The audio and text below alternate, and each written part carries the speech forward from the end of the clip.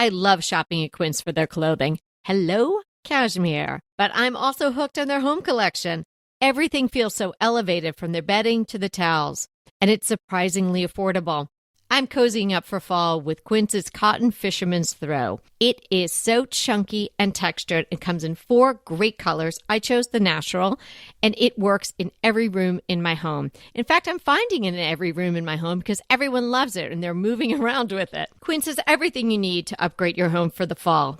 Think 100% European linen bedding, organic cotton towels, and handcrafted furniture, and premium woven rugs. By partnering directly with ethical factories and top artisans, Quince cuts out the middleman to deliver premium quality at half the cost of other high-end brands. I am so impressed by the finishes and quality from Quince. The pieces are stylish and functional and perfect for making your space feel warm and inviting as the weather cools. Refresh your space for fall with elevated home essentials from Quince. Go to quince.com/DTT for free shipping on your order and 365-day returns. That's Quince, QUINCE.com/DTT to get free shipping and 365-day returns. Quince.com/DTT. Shopify's point of sale system helps you sell at every stage of your business. Need a fast and secure way to take payments in person?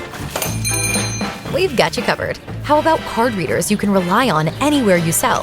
Thanks. Have a good one. Yep, that too. Want one place to manage all your online and in-person sales? That's kind of our thing. Wherever you sell, businesses that grow with Shopify. Sign up for your $1 a month trial at shopify.com/listen. Shopify.com/listen. Summertime is in full swing, and now it's your chance to catch up on DTT episodes from the archives. Anita and I are taking a little break to enjoy family, friends, and travel, and we hope you're doing the same, and that you'll take us with you on your trip to the beach, in the garden, or just chilling with a cool drink. Enjoy the rest of the summer, and we'll be back soon.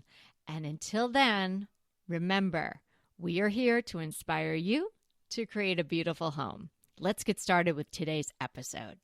Our tips today are going to have so much value.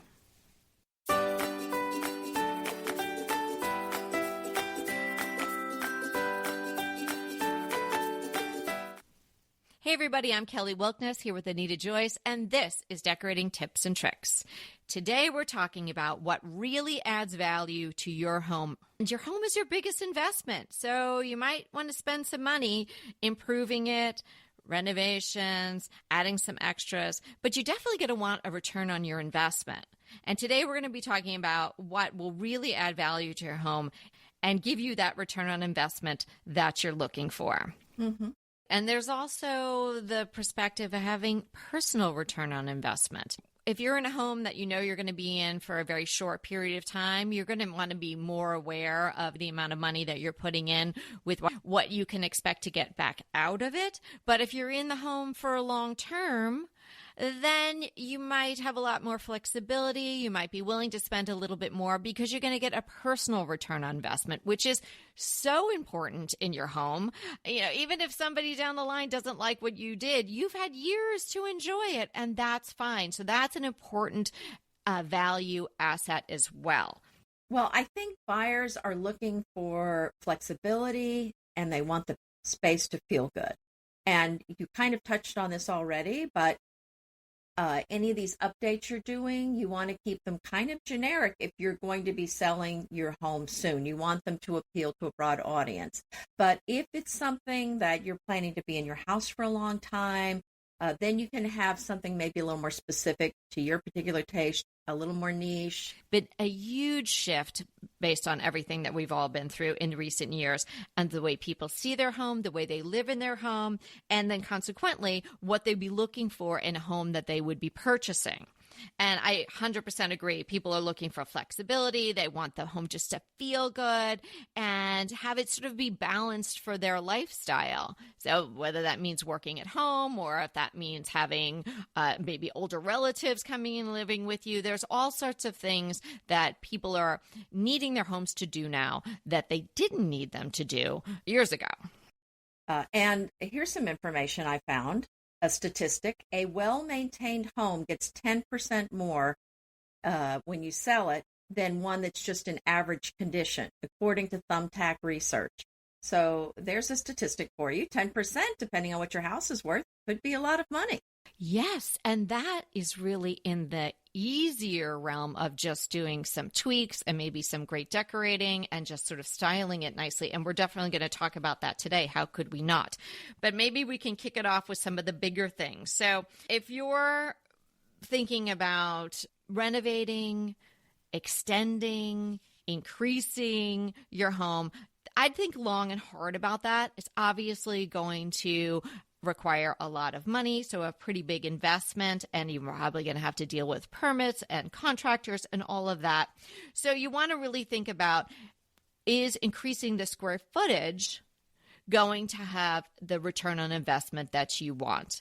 And it may, but you have to really take it in the balance with all these other factors.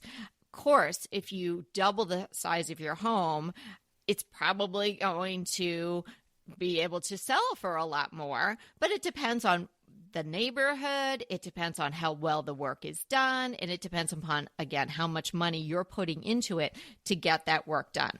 Do you remember about a month ago, we had a client who wanted to do extensive work on her home. And we talked about, well, why don't you just sell it? It was so much work. We felt like, you know what, you really should just sell this and buy a new house. But she said, actually, the location worked with their work life, with their jobs, and it was close to a park for the kids.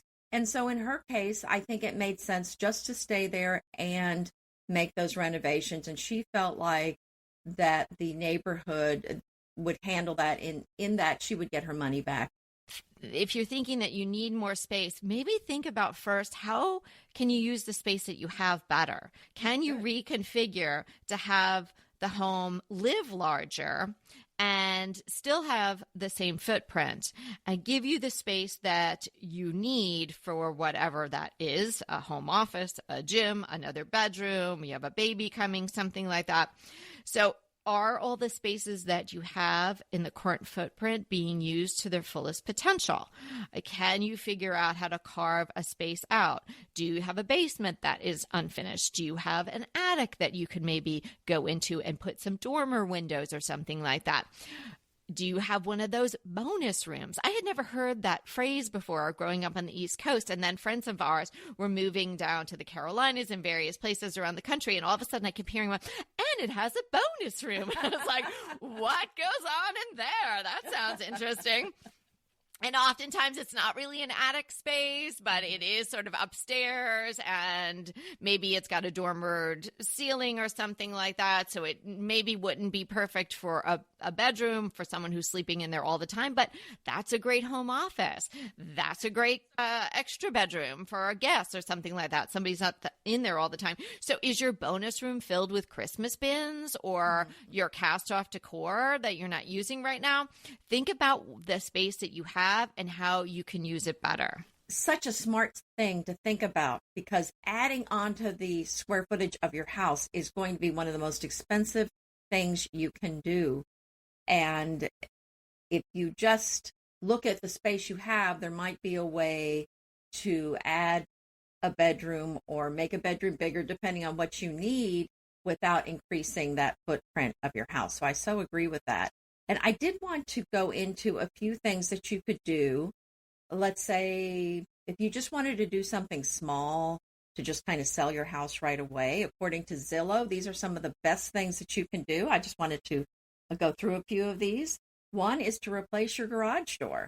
So that one has a massive return on your investment. And I would say if your garage door looks bad, if it looks great already, then I wouldn't go bother doing this. Another one they mentioned was stone veneer. Has a great return on your investment. Minor kitchen remodels, replacing your siding with hardy plank siding. Also, that one's getting a little more pricey, but that one's got a very good return on your investment. And replacing windows and adding a deck. Those, according to Zillow, are some of the best things you can do to get your money back. And interesting that most of those would be under the curb appeal category. So curb appeal is so important. I mean, that's going to be the first impression before anybody even walks in the door. So if you've got the outside looking great, I don't think you're going to get a big return on the landscaping because landscaping costs more than people think it does. But Yes. but here's the thing about it. You might get somebody to come in who wouldn't have come in. If the outside looks bad, they might just do the drive-by. And, to harken back to the beginning of the episode, we are not just talking about people that are ready to sell their home. These are all type of things that you have to think about when you're doing any kind of renovation, expansion, improvements in the home that you're living in, because you don't want to be in a situation where you pour a ton in and it's someday down the line, even if it's 20 years later, you're not getting the return on your investment, or you've made choices that you really aren't going to carry forward as time progresses. So these tips are for absolutely everyone in any state. Even if you're thinking about buying a home, these are things you want to think about too, because you'd be purchasing a house that has or does not have these things, and maybe someday you're going to want to sell that. Increasing the bathrooms. Research shows from real estate agents that you can increase the value of your home by about 5% if you add a bathroom.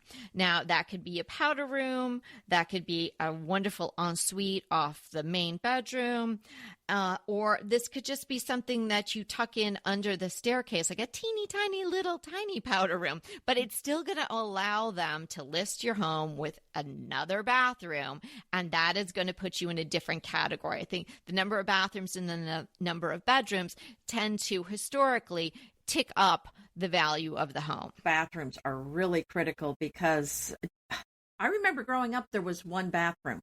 We would come home from a trip and everyone would sprint into the house to see who was going to get to that bathroom first. So, it's tough living with just one bathroom. Oh, yeah, for sure. And then they are saying if you have 4 bedrooms, minimum of 2 bathrooms in your home. And I would imagine most homes now, either they've been built that way or they've been renovated to include another bathroom. You definitely still want to have a bathroom with a tub. There's a little controversy about that because there are so many other options now. But I think that having the one tub is appealing, and you're going to not exclude certain buyers. And it also is nice to have a tub. Maybe you're not a tub taker these days, but who knows? Maybe down the line you will be, and maybe you'll get some dogs and you want to put them in there, or maybe you'll have some extra kids and you'll have to put them in there. So it is a good thing to have a tub. So I would have one bathroom that has a tub, but tucking in a little powder room, you could tuck one under the staircase. There isn't a lot of room needed just to put in a toilet and a small sink. You can do a little wall hanging sink. Tiny little spaces can accommodate this. And you should check with either have a plumber come in and kind of get an assessment and maybe an estimate of the work that needed to be done, and just find out how far these items need to be from each other, because there is code on how far the sink has to be from the toilet. They have to have a certain amount of space around them. So check with that in your local area to make sure if you're trying to squeeze something into a small little space and add value to your home in that way, that you actually have enough room to do it. Well, it's so interesting you mentioned the tub, because back in the day, a full bath was considered so far superior to what was considered a 3/4 bath, and that's a bathroom with a shower only. And so that was a real negative if you did not have a tub in a bathroom. Because again, it wasn't even really called a full bath. But these days, there's so many nice, large walk-in showers that I really think in most cases, that's preferred for a guest room, to have a walk-in shower. And I think you're not going to be hurt by that as long as you have at least one tub in the home, because you're right. There might be a situation where somebody needs to soak or you need to wash the dog. So it is really nice to have at least one. You could even do a wet room now. If you have a really small space, the shower is just sort of in the middle and everything gets a little wet. That's how my girls take showers anyway. I think they invented the wet room, because I know there are glass doors, there's all sorts of things, but somehow, I don't know, they have to get out and check their phone or something, but there's water everywhere all the time. Yes, that's not good. On to another topic, paint. We always talk about how magical paint is and how it transforms things. Well, Nothing is more true of that than when you are looking to add value to your house. Fresh paint is so wonderful for you to enjoy, and if you're thinking of selling sometime soon. So I looked again at the research here, and white kitchens, no surprise here, those sell the best. This did not surprise me. I think white is king for those cabinets if you're wanting to sell your house. The bathrooms, believe it or not, did best that were painted blue. People just want to hang on to that ocean theme, that beach theme for the bathroom. I don't know, maybe it is a remnant of that. If there's a conch shell and the walls are painted blue, you're at the beach. For the other rooms, they want neutral walls, gray, beige, greige with white trim. Now, I'm not saying you should paint your house these colors. I'm just saying if you're planning to sell soon, these are probably your best bets. But if you don't want your house that color, then paint it another color. Enjoy your house. Life is too short to be constantly doing every single little thing just on the off chance you might be selling soon. Paint it whatever color you want. Enjoy it. And then when you get ready to sell, if it's a crazy color, then think about painting it one of these colors. I went to a client's yesterday, and she's a renter. She rents this darling little cottage. It was actually one of those Sears kits. At the turn of the century, Sears made these house kits. It is so darling. And she's been a long-time renter, and she doesn't think she's going anywhere. And the landlord was like, the paint looks fine, you know. It didn't really look fine. It didn't look terrible, but it didn't look fine. So I had her paint the entire inside of her house. And what a difference. It didn't really look bad, but it just wasn't fresh. And now she did, well, you know, my faves, simply white. And then she did a wall in her bedroom, Kendall charcoal. So she's definitely drinking the decorating tips and tricks Kool-Aid on the colors. And oh my gosh, Anita, it looks spectacular. It just changed the whole feel of the home. It just, you know, so fresh and clean, and it feels lighter and brighter. Apparently, I need to paint my dining room. We were having Christmas dinner. We had guests over right in the middle of the meal. Evie chose that point in the meal to point out to me, did you know, Mom, that the paint is peeling off the wall? Oh, right in front of the guests. I'm like, well, congratulations. You've just ruined Christmas. I didn't say that. But you thought it. I was thinking, let's discuss this later. Oh my, look at that. Because I hadn't seen it before. So that's some French patina. It's all the rage in Paris. But I'm thinking about wallpaper, so I'm waiting on that for now. Oh, how exciting. We're all on the edge of our seat for that. Okay, here's one that is very of now that is going to add value. Certainly livable value. And in that, I mean that you're staying in your home and you will love it. But for now, the collective conscious of people looking for homes, dressing rooms, and lovely walk-in closets. Now, I know you, Nita Jean, have a beautiful closet. I'm actually in here right now. Which is also a podcast studio. Which, you know, that's a selling point if you happen to sell to a person who loves Kate Spade bags and podcasting. I need to list it. That's right. Recording studio in the closet. Exactly. Just put recording studio and then show it to them. It's a multi-purpose room. Are those baffled walls or just clothing? Just clothing. No, that's just the cashmere sweater section. So, yes. In the past, this probably would not have been a thing. Certainly, if you look at older homes and they have these dinky little closets and you can't put 6 hangers in, it really wasn't on the mind of people then. But now, it's ticking off all the keywords. It's ringing the bell for sanctuary. It's ringing the bell for wellness. It's ringing the bell for organization. And we are all about all those things right now in the home design realm. Real estate researchers say it's also going to add about 5% value to your home. Now, of course, 5% value, but you only will know how much you put into it. So again, that's where the good choices come in. You might not want to go to California Closets because it's going to cost a fortune and still look like it's melamine. You might want to have a carpenter come in and do something where it's very custom, but it's paint grade wood and you paint it, and maybe you get some nice boxes like Anita has mentioned to us in the past, some beautiful boxes or some container store clear boxes that you can seal your things. This is really going to increase the value of your home right now. Of course, I can't see into the future that far, but I think that these trends are going to last for a long time. And imagine if you have a cramped closet right now, how wonderful it would be to be able to eke out a space where you can create a small room that you can walk into, maybe even have one of those center, dare I say, islands. I don't like them in the kitchen, but it would be probably pretty great in your closet. And drawers, and you could have your lavender sachets. Maybe you have a little lamp or a chandelier. Would be absolutely gorgeous. And I know if I was looking for a home now, I would be looking for something like that.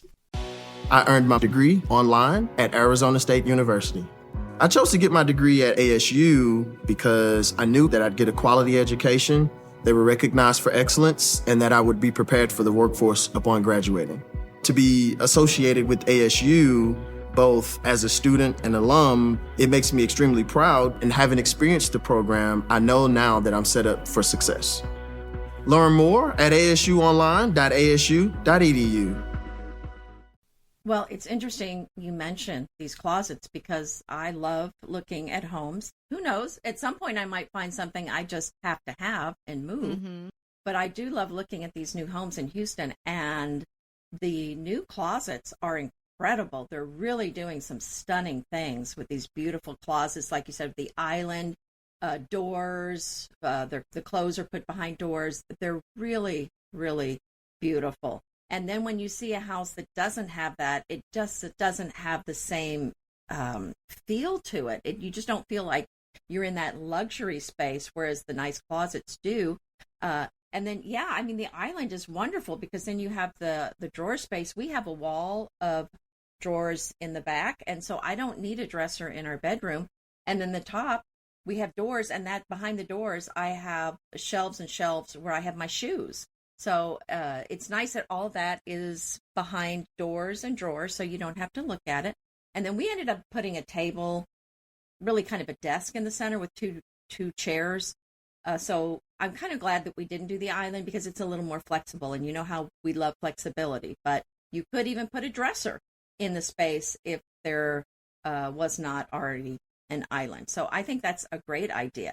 An interesting thing, too, that these younger buyers are looking for, and when I say younger, I mean Gen X and millennials, they are looking for smart home technology. So that's something that you can think about. I think things are definitely headed that direction. So if you can put in some system, or if you're building new, you ought to think about putting in some system where you can control the music in all the rooms and the lighting and the thermostats. That's pretty awesome to be able to do that. I've seen some new homes that actually have an iPad in the wall where you kind of connect it, and then that controls everything in the house. Pretty awesome. That is pretty awesome. But I'm going to jump back into the closet for a minute, if you don't mind. So I love the idea that you don't have to have a dresser in your bedroom. And that kind of makes the argument in a sense. Now, of course, anybody who's listening, everybody's room is a different shape. Their doorways are in different places. But these are just things to think about and then imagine in your space what you may be able to do. So this would be a situation where you could kind of reconfigure in the footprint that you have. So just say you have your main bedroom, and maybe it's a nice large square or rectangle. Maybe there's a space where you could sort of carve something out. You could actually take part of the room and put up a divider and make a closet that doesn't exist. We were able to do that here, and I'll just briefly explain why. You walked into what was and what we were going to use as the main bedroom, and there was almost like an entryway, like a foyer off to the right, this narrow space. And the previous owner just had two giant armoires in there. I ended up course, I didn't want to get rid of those, but I just had to close my eyes when they brought them down the stairs. I don't know how they got out of the space. Wow. But we used them out in the barn, and that was great. But then I had this space, which would have just been completely useless. I mean, I guess I could have put a dresser or something like that, but it would have been a lot of wasted space. So what we did was move the doorway over in the hallway, close that off, and that's what I made into my walk-in closet. Now, my walk-in closet is not huge. I don't think it's anywhere near the size of Anita's, which I've seen photos of. Well, I think you actually showed it to me when I was visiting. I think I did. It's quite beautiful. It's worth looking at. But I have a dresser in there. I have low rod, a high rod. I have shelves all the way up to the top. And so I've really made good use of this space. And that was perfect for me because we had no closets in this house, really, none to speak of. So that was a great use of space. And it just took me a little while to sort of figure out how could we accomplish this. Another thing that you can do if you have a large enough home where there's an extra bedroom, maybe next to the main one, and perhaps that would be a guest room, or if your kid went to college or something or is now out on their own, maybe you don't need that bedroom. Maybe you can find a guest space someplace else, a different bedroom, or maybe a pullout somewhere. Maybe just go through that wall and take that space. If you don't have an ensuite bathroom, you could make that into a closet and bathroom situation. So think about the space that you have and how you can use it and how maybe you could add this beautiful luxury closet area and perhaps a small bathroom. That would be awesome. Something I read, which I thought was a great idea, is now, again, everybody's room is different. It may work or may not, but it might just get your juices going to start thinking about how you could implement this in your space. If you have a large enough main bedroom, you could, depending on where the windows are and all of that, make a headboard, in a sense, all the way across. So pull the bed off the wall, create a headboard situation where it's really a wall, and you could have some storage sort of in it rather than the cabinets protruding, so they could go into that other space. And then a doorway, I would use probably a barn door or a pocket door. And then you could have a whole nother room behind your bed, in a sense. So you've actually carved the space out and made two spaces in it. And then either closet, bathroom, closet and bathroom combination, depending on how much space that you have. So how cool would that be? Because maybe there's some dead space. Sometimes I see these bedrooms, and while it would be lovely to have a giant chaise in my bedroom, or a big bench at the end of the bed, or a set of chairs or something like that, I'd much rather have a bathroom and a big walk-in closet if I didn't have those things. No, that's a good point. And the smaller the room, the more I think it makes sense to put those built-ins. If it's big enough, then you can put furniture in there to hold it. But if it's super small, then it is nice to have that storage on the wall. So I think that's a great idea. Another idea, and this is going to really help sell your house if you're kind of ready to do that. And the funny thing is, it's not really changing anything about your house.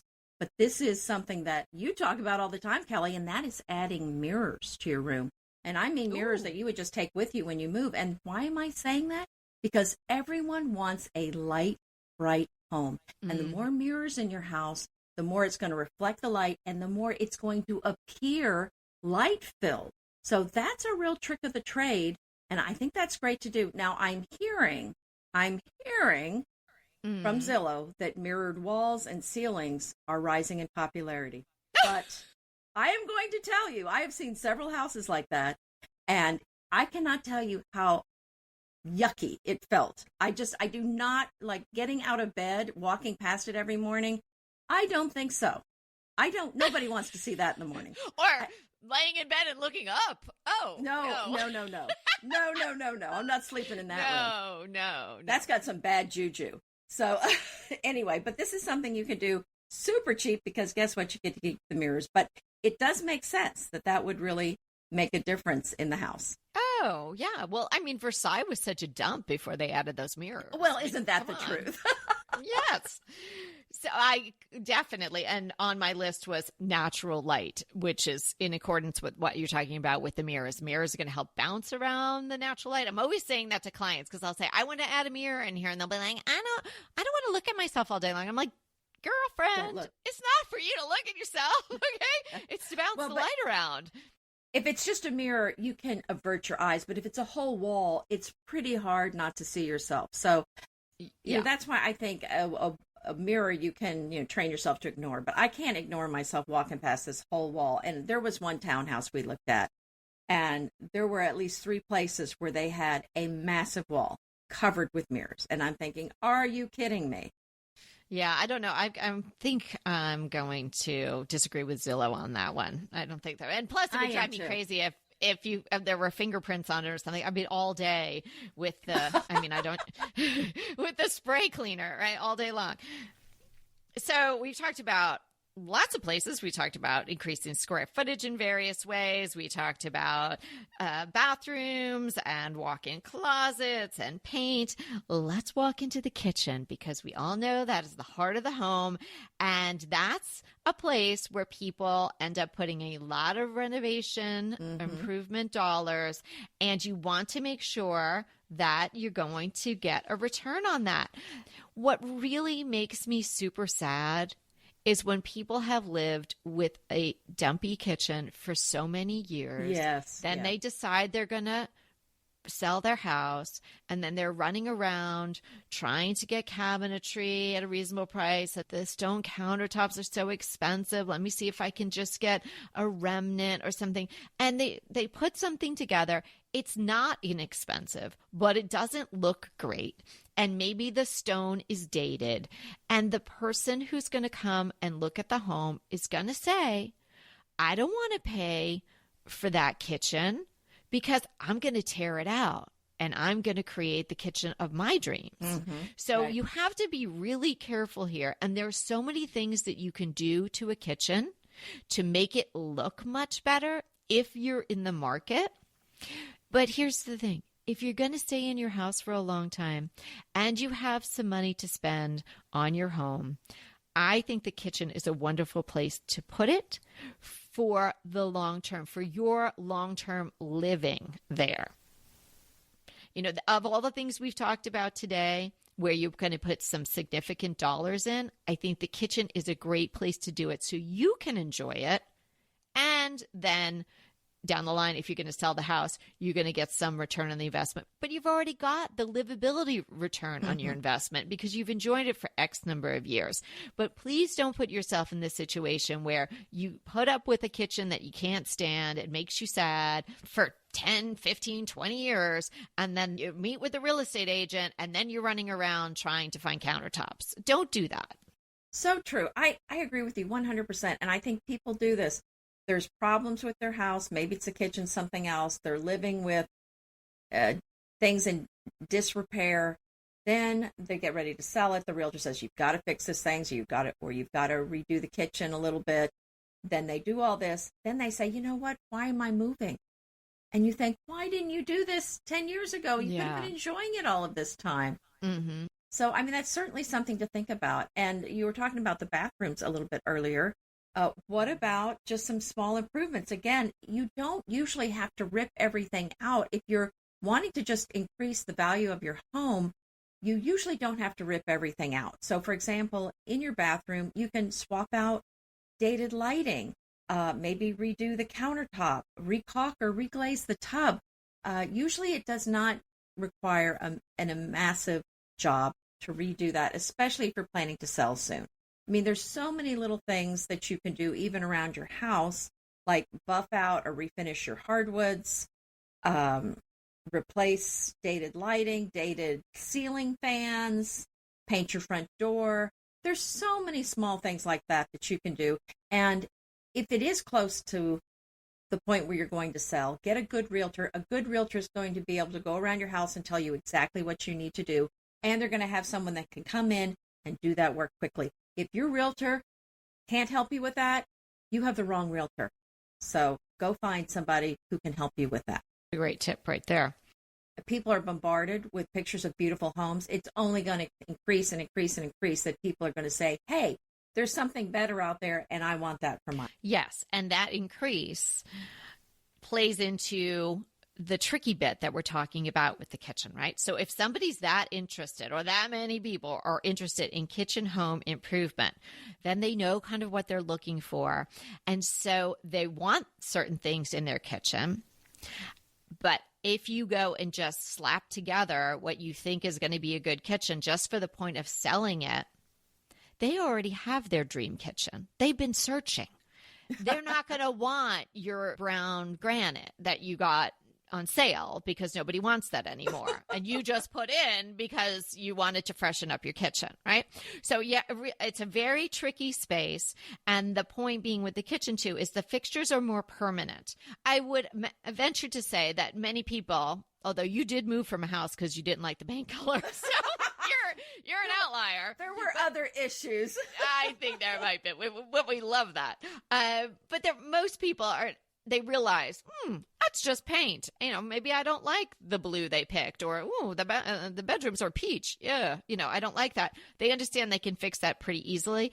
But kitchen fixtures, countertops, cabinets, those choices are rather permanent. And people understand they're going to be paying for what you put in there. And people are not going to want to pay for your sort of great kitchen.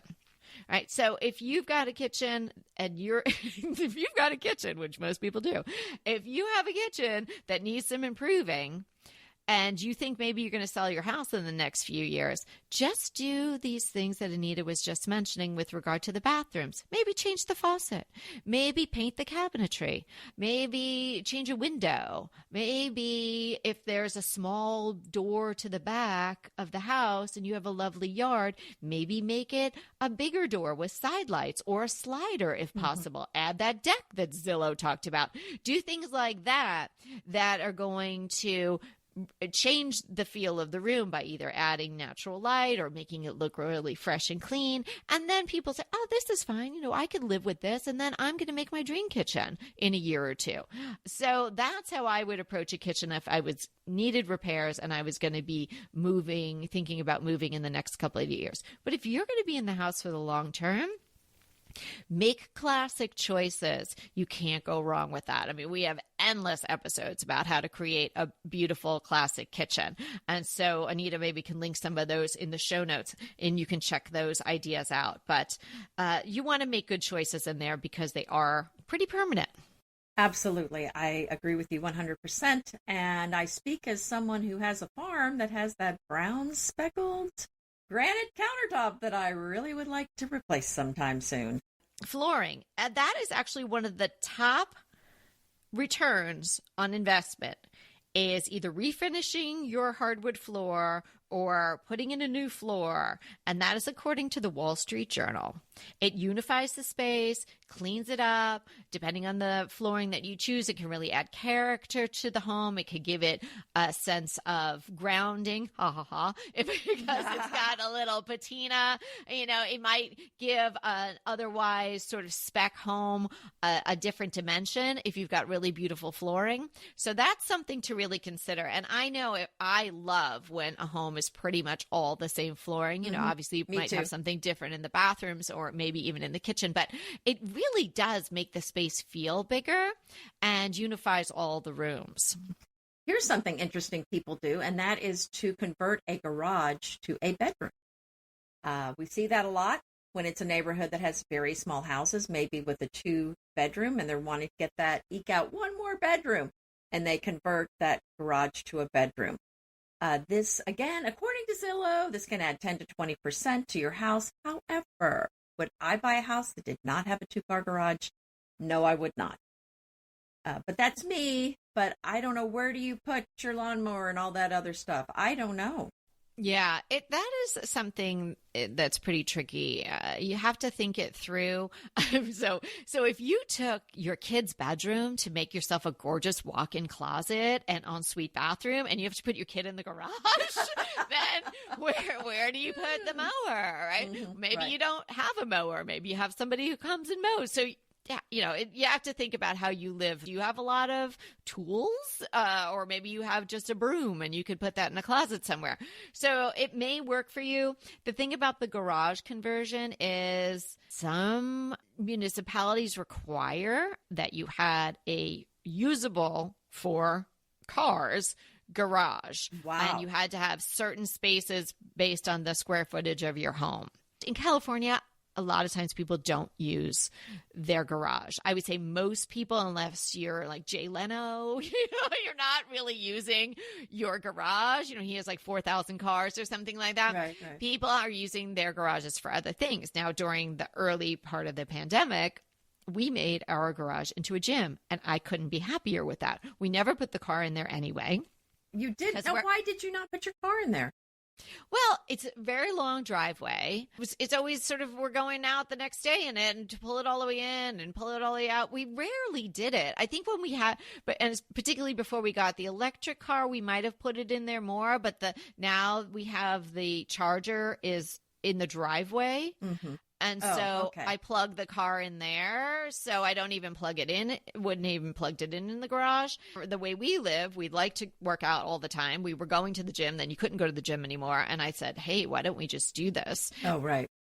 The space is still available if we ever sold the house and somebody wanted to use it as a garage, we could still do that. So that's kind of how I would advise that. If you think you want to have a little flexibility on it. Because maybe when you sell it, the other person wants to house their car in the garage, that you can still do it. Very interesting. So I just found in my notes, going back to the master closet, Did you know that according to Cambridge University, the average woman today buys 4 times more clothes than the average woman did 30 years ago? That's a stunning amount of clothing. That's probably true because there's so many more options. Well, yeah. Well, I mean, I don't know. I'm not that interested in buying a ton of clothes anyway. I mean, I really like buying just a few nice pieces, quality pieces, and I don't know. I think it's just becoming more disposable. Well, there's so much more. Yeah, but exactly. It's so much more fast fashion. Right. You go to Target for some paper towels and you end up with like a warm-up suit or something. I don't know, right? You're like, wow, I walked by and this thing was there and it was so cute. Now I have it. Mm-hmm. Utility room. Now, this can be many things, again, with the flexibility. So it can be a luxe laundry room, which that is very high on buyers' want list these days. And also it could be a mudroom, or it could be a hybrid of both things. I don't see that those craft spaces and wrapping stations and all of that the bloggers used to do and set up, I don't know that that's going to be really the key to A, enjoying your home more, or B, selling it for more.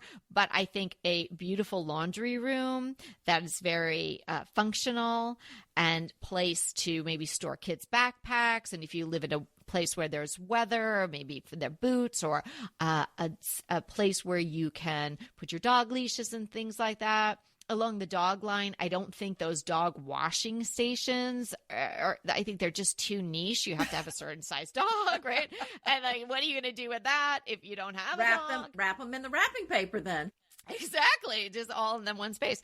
So I think the Luxe Laundry Room, in fact, Pinterest has said that it is a key search term for the Luxe Laundry Room. Oh, according to their research. Yes. An outdoor room. Anita, did we do an episode on ADUs? I feel like we did, or we talked about doing that. I would have to go back and check. I don't remember. We must have, though. I think over 500 episodes, there must be one somewhere. Yeah, exactly. We've talked about just about everything. But I think that we talked about the ADUs before COVID. And now ADUs, I don't know if it's as a result of COVID or just the result that people are aging and living longer and sometimes moving in with their children who are also adults with children. So there's a lot of generations together. ADUs are becoming really popular. There's also the issue of not enough housing in a lot of cities. And so municipalities are now lessening the restrictions on creating a separate unit on your property somewhere. So that's something to look into. And it would be different than extending or going up or going going down and your own footprint. So that would have its own benefits and drawbacks as well. But look into that, or some sort of little garden shed, maybe something that's a small little space that could be an office, something that's not attached to your own home. That's something else to think about. There are tons of kits and things that are available. There are even sheds that you can get from Lowe's or Home Depot that you can sort of trick out, kind of like the way people are tricking out the Billy bookcases. People are tricking out these little sheds. I'm sure if you Google that, you could come up with tons of great ideas. So true. That's such a great idea. We actually, when we built, went ahead and planned for a garage apartment. So there's an apartment above the garage that, of course, if you're adding that later, that's a big deal. It's very hard to add later. I think they have to tear the whole thing down and start over. Oh, really? Oh, because the foundation maybe wouldn't hold it? Right. You have to kind of know ahead of time. So I just thought, I'm going to go ahead and build it in, and then just not finish it at first. I just said, well, we'll decide later. But then within a year, I said, okay, finish it out.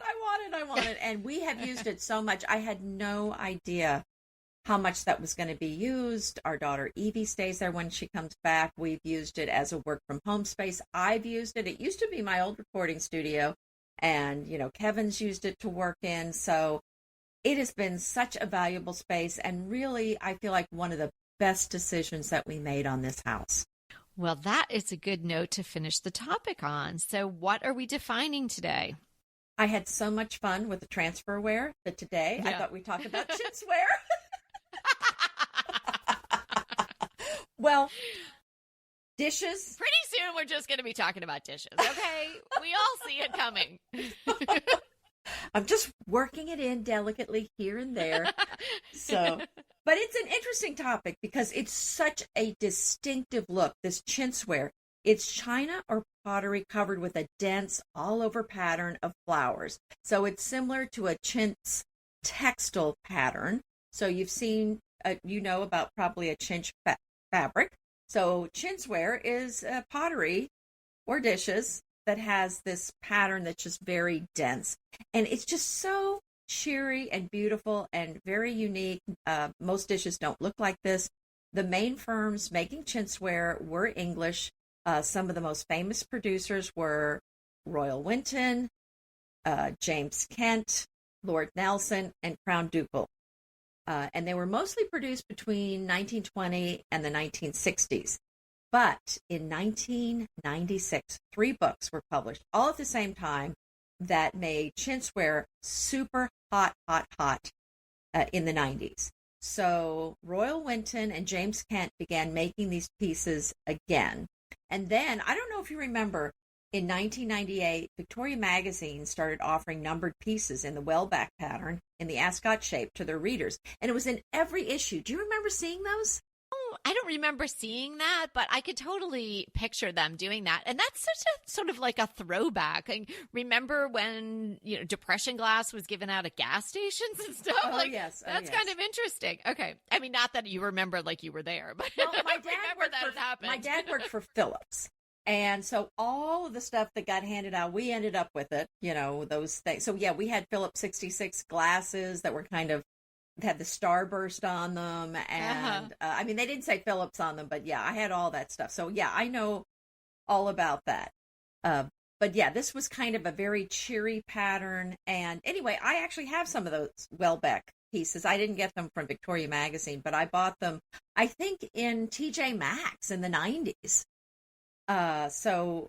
And they were even still expensive there, but they're really beautiful pieces. There were some Czech and Japanese manufacturers too. I actually recently, a couple of years ago, bought some Czech Chintzware pieces at the Guild, which sells a lot of vintage pieces here in Houston. It's a thrift store, but it's a very high-end thrift store. And they have the dish room. It's full of silver and dishes. That's your mecca. Oh, it's so fun to go in there. Anyway, so sometimes they have some of these pieces. But anyway, that's what Chintzware is. It's still beautiful. And some of those pieces are still very expensive if you get them. And I mean, the original pieces, not the not reproduction. I don't want to call them reproduction, but the ones from the 90s, wouldn't be worth as much as the ones between the 20s and the 60s, but they can be very, very pricey depending on the pieces. So you can find them still on eBay and Etsy. It's a very cheery pattern, or generalized pattern. Really lovely. Good to know. Okay, now no one will confuse Transferware with Chintzware who listens to DTG. My crush has to do with the garden. I love garden books, and some of them I just love to have on the shelves because they're beautiful or they're vintage, but some of them are great resources. And this particular one is a great resource for where we are today in our gardens. We're all dealing with climate change. I am sitting here recording with Anita, and it is hailing outside in Southern California.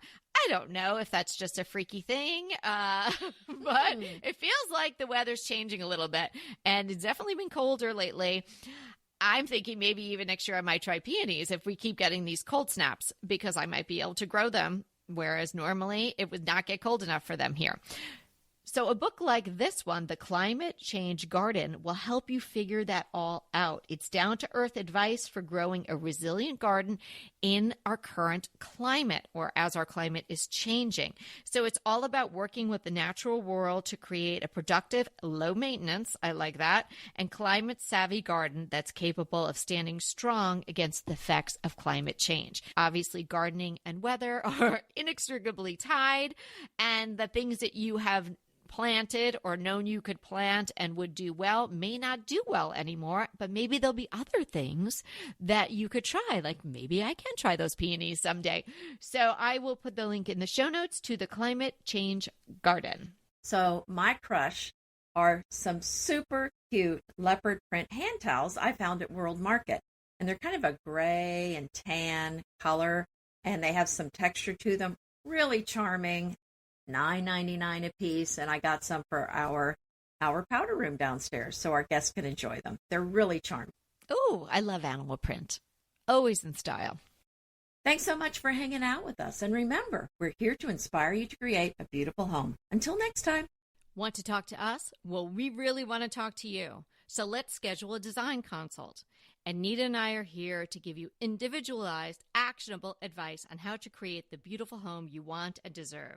It's so easy to schedule a design consult with us. Simply click the link in the show notes or head to decoratingtipsandtricks.com/consult. When we talk to you on the scheduled time, we will be ready with so many great tips, advice, and yes, tricks. So sign up today for a design consult. We can't wait to talk to you.